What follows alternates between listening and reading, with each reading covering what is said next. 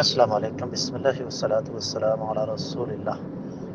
سوال آ گیا جی، کیا اونٹوں کے باڑے کے اندر نماز ہو سکتی ہے؟ اللہ کے رسول صلی اللہ علیہ وسلم نے اونٹوں کے باڑے میں نماز ادا کرنے سے منع فرمایا، اور اس کے منع فرمانے کی علت بھی بالکل واضح ہے کہ اونٹ سب سے زیادہ منتقم المزاج جانور ہے۔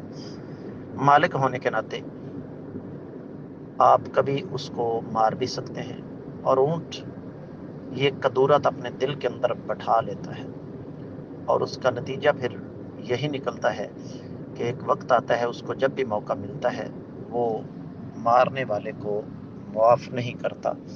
تو اس وجہ سے اللہ کے رسول صلی اللہ علیہ وسلم نے ایسا کرنے سے منع فرما دیا کہ اونٹوں کے باڑے میں آپ نماز پڑھیں۔ امید ہے کہ آپ کو سمجھ آ گئی ہوگی۔ واللہ تعالی اعلم۔